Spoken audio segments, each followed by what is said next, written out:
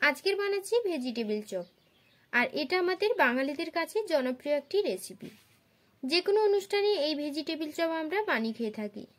তার সাথে যে কোনো চপ ভাজার দোকান থেকে আমরা কিনে খেয়ে থাকি।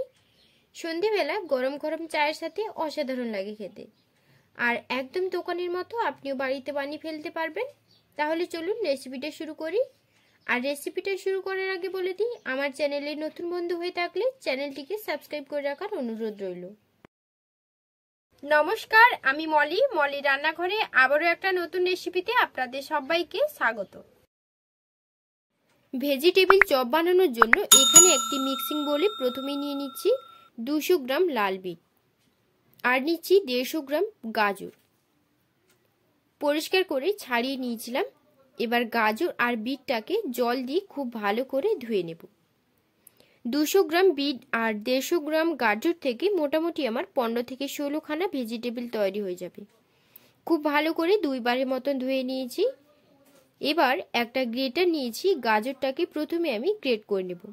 আপনারা যদি চান সমস্ত সবজিগুলো লম্বা লম্বা কিংবা সরু সরু করে কেটে নিতে পারেন, তবে গ্রেট করে নিলে সবজিগুলো তাড়াতাড়ি জীর্ণ হয়ে যায় আর তাড়াতাড়ি রেডিও হয়ে যায়। গাজর আর বিটটাকে প্রায় গ্রেট করে নিয়েছি।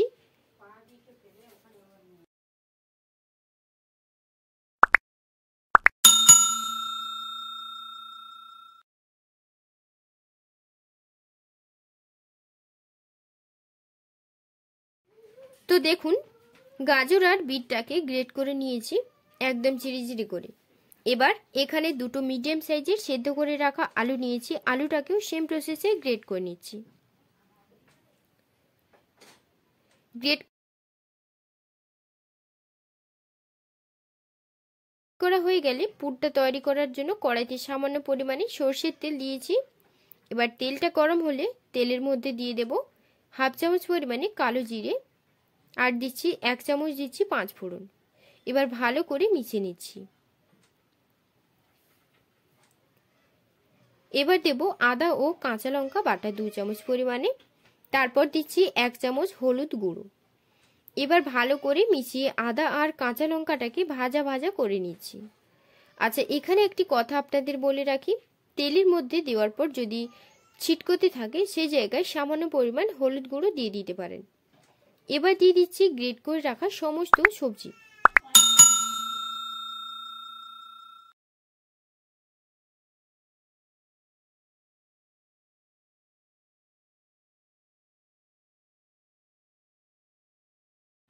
সবজি দেওয়ার পর ভালো করে নেড়ে চেড়ে দিয়ে দিচ্ছি স্বাদ মতো লবণ। লবণ দেওয়ার পর আবারও খুব ভালো করে মিশিয়ে নিচ্ছি।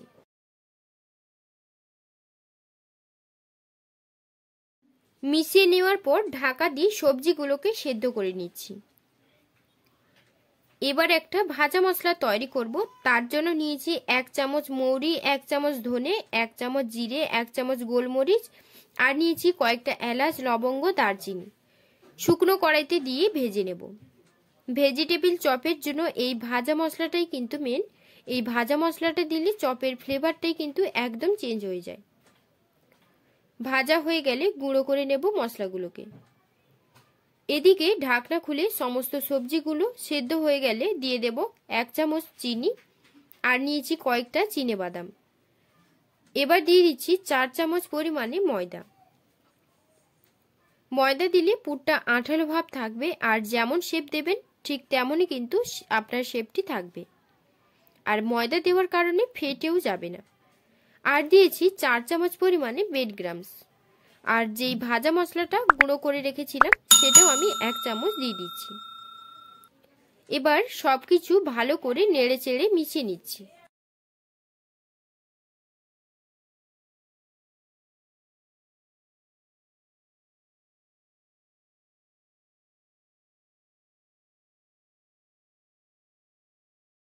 মেশানোর সময় খেয়াল রাখবেন কড়াইয়ের গা থেকে যখন পুরটা ছেড়ে আসছে তখনই কিন্তু আপনাকে বুঝতে হবে চপের জন্য পুরটা কিন্তু পারফেক্টলি একদম রেডি।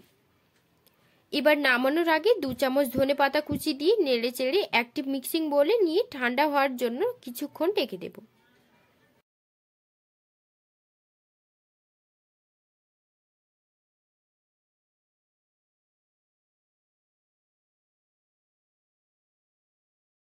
তারপর ঠান্ডা হলে অল্প অল্প করে নিয়ে নিজেদের ইচ্ছে মতো শেপ করে নিতে পারেন।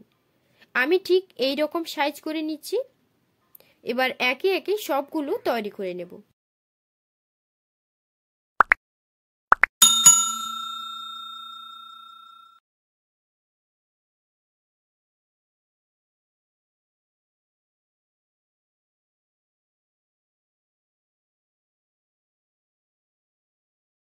একই রকম ভাবে সবগুলো তৈরি করে নিয়েছি। এবার চপ বানানোর পরের স্টেপে দেখাচ্ছি। এখানে আমি 100 গ্রামের মতো ময়দা নিয়ে জল দিয়ে এরকম একটা গাঢ় ব্যাটার তৈরি করে নিয়েছি। ঠিক এইভাবেই ব্যাটারটা তৈরি করে নিয়েছি। আপনারাও কিন্তু এইভাবে ব্যাটারটা তৈরি করে নেবেন। এরপর এখানে নিয়েছি ব্রেড ক্রাম্বস।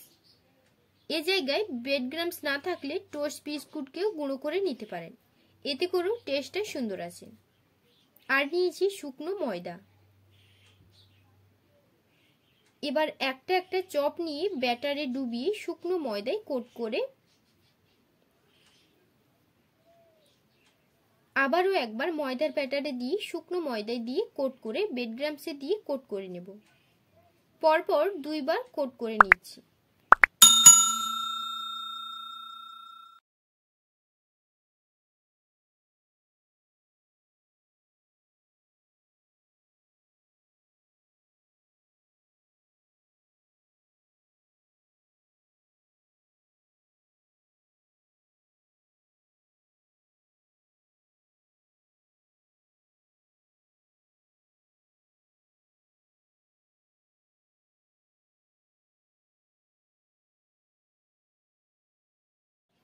একইভাবে আরো একটা তৈরি করে নেব। ময়দার ব্যাটার না করতে চাইলে ডিম দিয়েও আপনি কোটটা করতে পারেন। যেহেতু ভেজিটেবিল চপ তাই পুরোটাই নিরামিষ রাখার চেষ্টা করেছি। সবগুলো তৈরি করে নিয়েছি।